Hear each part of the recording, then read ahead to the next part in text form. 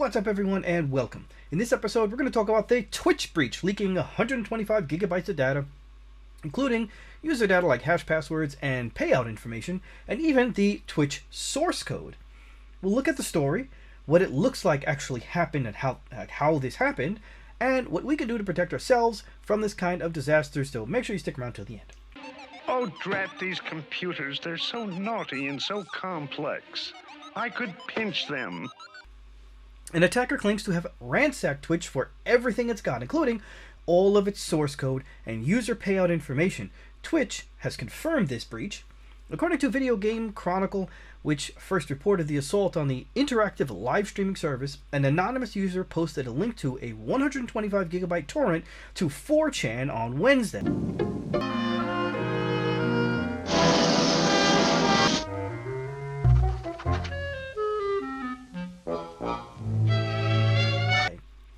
Whoever's responsible for gutting the service that's near and dear to gamers' hearts rationalized it by saying that the Twitch community needs to have the wind knocked out of its lungs. They called the leak a means to foster more disruption and competition in the online video streaming space because their community is a disgusting, toxic cesspool. She or he's not all wrong by Twitch's own admission. In August, Twitch responded to what it described as botting, hate raids, and other forms of harassment targeting marginalized creators. Twitch said that it had identified and patched a vulnerability in its proactive filters that should help it to better detect hate speech in chat. It also said at the time that it was planning to launch channel-level ban evasion detection and account verification improvements later this year. Twitch's announcement came days after Black and LGBTQ Twitch streamers, fed up with torrents of racist and transphobic hate, boycotted the service with 24 hours in the A Day Off Twitch protest. Now, VentureBeat reported that the boycott led to the platform's worst day so far this year in terms of viewer hours.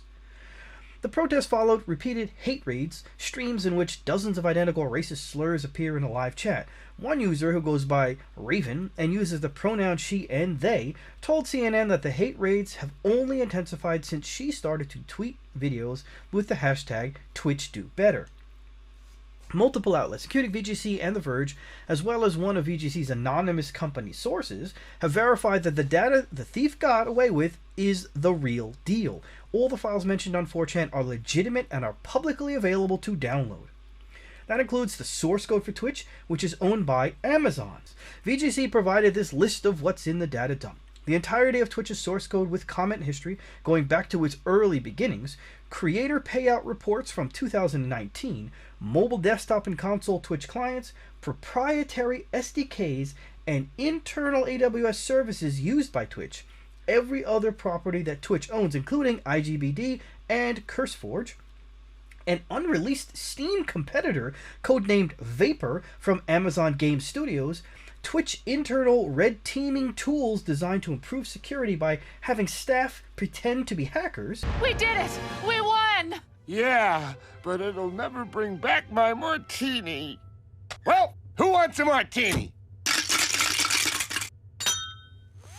Well, we currently know password hashes have leaked. All users should obviously change their passwords and use two-form factor authentication if they are not doing so already. This leak is very serious for Twitch, but the question is what effects this will have for the regular Twitch user. At first glance, this looks like a direct attack against Twitch only rather than its users. Still, it's almost guaranteed that user information will have been swept up in this breach, according to Archie Agarwal, founder and CEO at the threat modeling provider Threat Modeler. Well, that means that users will have to take the usual precautions of changing their account credentials and making sure they don't use the same combination of credentials to access other services online, he told ThreatPost via email. As the attacker indicated that they have not yet released all the information they have, anyone who has been a Twitch user should review all information they gave or they have given to Twitch and see if there are any precautions they need to make so that further private information is leaked, Chappelle advised. And while it won't help in this case, as data has already leaked, users should always be cautious on what kind of information they provide to any social media platform. Agarwal told ThreatPost that breaches don't get any worse than this one. reading of a data breach that includes the entire source code, including unreleased software, right? The Steam competitor dubbed Vapor, SDKs, financial reports, and internal red teaming tools will send a shudder down the spine of any hardened InfoSec professional, he said. This is as bad as it could possibly be. That's the last straw. As I was saying, Buster, off you go. If 0 alarms went off, that clearly means that something's not right with Twitch's security setup, Agarwal suggested. The first question on everyone's mind has to be, how on earth did someone exfiltrate 125 gigabytes of the most sensitive data imaginable without tripping a single alarm, he asked. There's going to be some very hard questions that need to be asked internally. Chappelle told Threat Post that the 100, it says here 28, but it's 125 gigabyte torrent appears to have been acquired from one of Twitch's internal GitHub repositories. The leaked data was then made available through torrent shared as magnet links, Chappell said, or Chappelle. There appears to be evidence that the original files came from an internal GitHub server, git AWS internal.justin.tv. Now, he noted that Justin.tv was the name of the company that eventually became Twitch.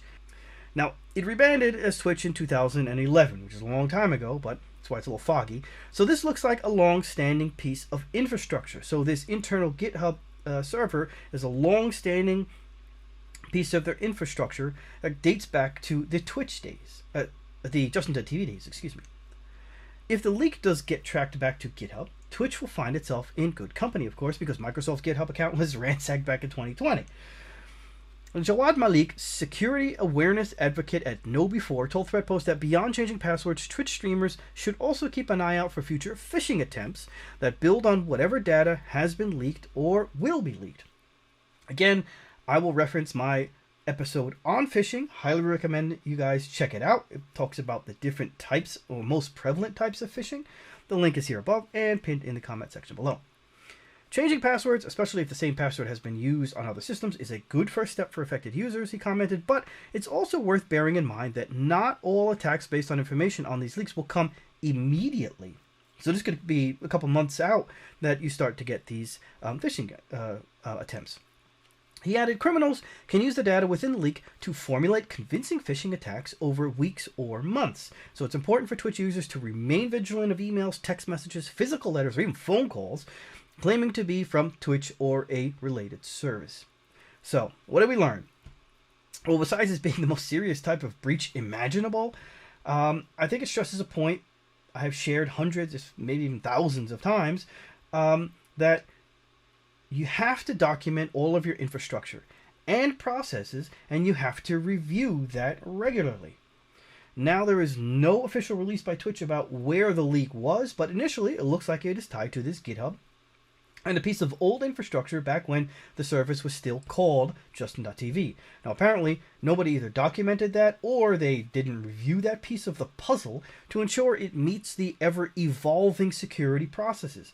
Now, this could very well have allowed it to be accessible to an attacker. Now, if you are a Twitch user, then definitely change your passwords for Twitch and any other services where you may be using the same username and password credentials, which is, of course, a no-no, so you shouldn't even be doing that.